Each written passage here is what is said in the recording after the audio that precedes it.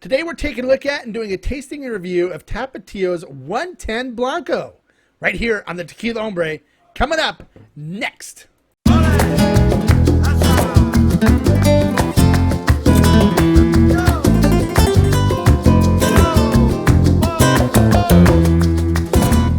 Hello and welcome to this episode of the Tequila Hombre. Today we're taking a look at and doing a tasting of Tequila Tapatio's 110 proof Blanco.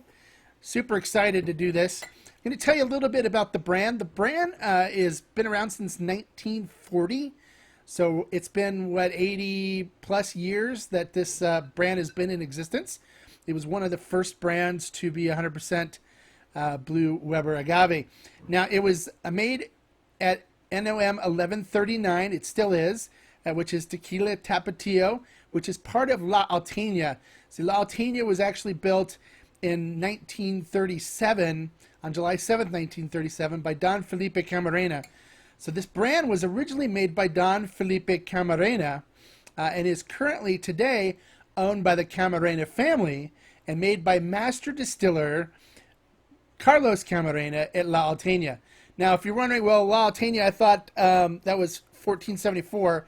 They actually host two NOMs there, 1474 and 1139. So there are two separate NOMs assigned to the distillery, and there's two separate processes that they can actually do there as well. All right, so now you know a little bit of history about the brand. Let's get into how it's made. It is made with Highlands agave. They're located in Arandas, Jalisco, in the Highlands. After the agave are harvested and processed, they are then cooked in hornos, which are ovens that are powered by steam, typically made with stone or with clay bricks. After it is done cooking in the horno, it is then sent over for extraction of the sugars, where they use a roller mill to extract the sugars. And then after done extracting the sugars, it is then fermented in wooden tanks. Okay, after fermentation is complete, it then goes to distillation, where it is twice distilled using copper pot stills.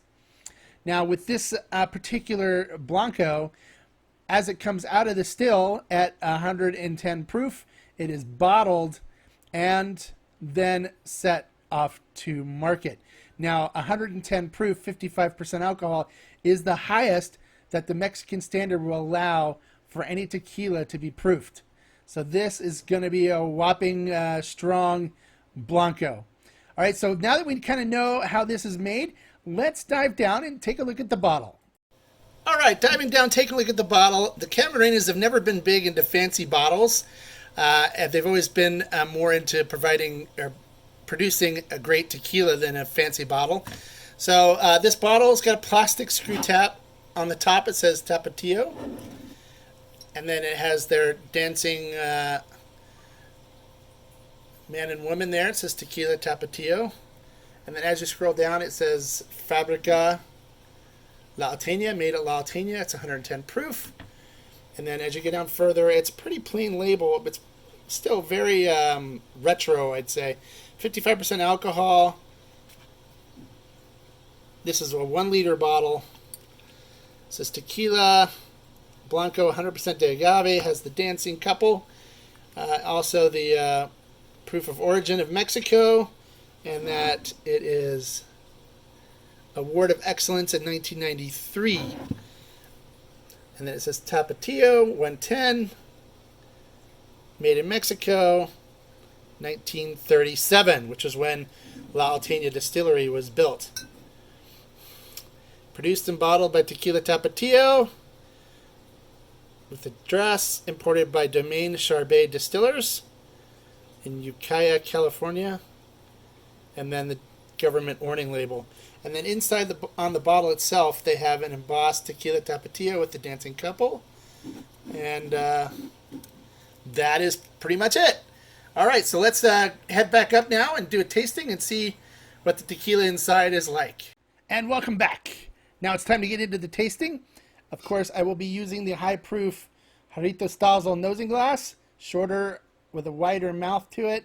This is meant for higher proof tequilas as well as mezcals. So let's pop open the bottle here and see what we got. So this is a screw top cap, so you don't have to worry about a cork at all. It's screw top. Now, when I asked about that, they said it was originally made. This was made really for the purpose of using in cocktails because it's so strong.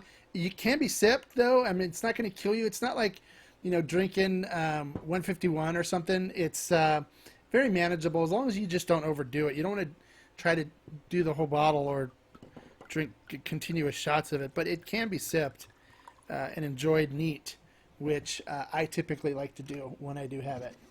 So let's take a look at it.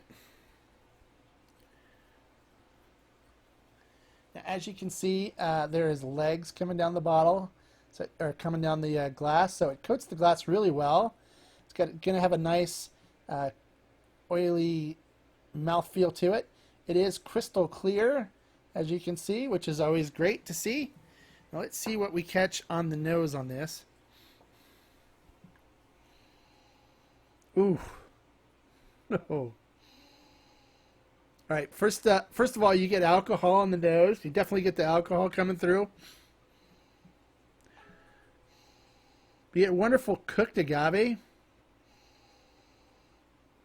Smell from it. Has a little bit of a floral nose to it too. There's a little floralness to it. It's very peppery too. So not only do you get that beautiful cooked agave, you get some pepperiness to it, almost like jalapeno as well, and you get a floral nose to it too. It smells very nice. Excuse me. Very good. You can definitely smell the alcohol on that though. All right, so let's check out the taste.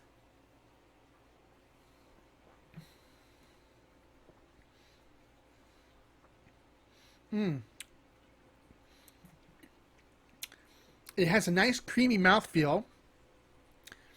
The heat on it is probably a medium to medium high. It is aggressive on the heat. It has beautiful cooked agave flavor to it. So you get that cinnamon, baking spice kind of flavor from the cooked agave. You definitely get some pepper in it, like some black pepper. Also, like some jalapeno. I'm getting some jalapeno on this.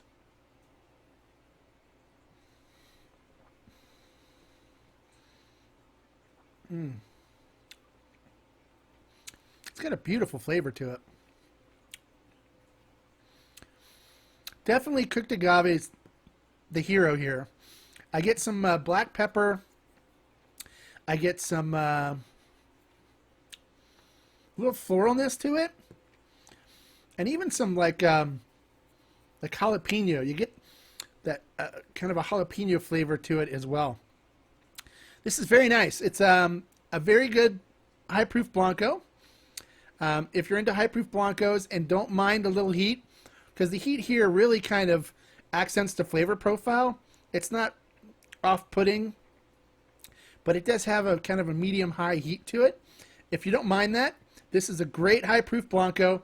One thing I think this would be really good in is if you put it in margarita, the flavor will rise above what you're mixing in it, so it would rise above the mixers that you put in your margarita, which is nice. So you'll get a nice tequila flavoring from it. So this would be great in margaritas or in tequila cocktails. It's also a very nice sipper, especially on a cold night if you want to be warmed up. This would be a great Blanco to sip on. Well, that is my review for this and my thoughts. If you've tried Tapatio 110, I'd love to hear what your thoughts are. Please post your comments below. Don't forget to give us a like, and don't forget to subscribe, because we've got some high-proof Blanco challenges coming up, and I think this one's going to be in one of the first battles. So don't forget to subscribe so you don't miss our challenges, our blind tasting challenges as they happen. Well, as I usually always say, life is too short to drink bad tequila. Salud.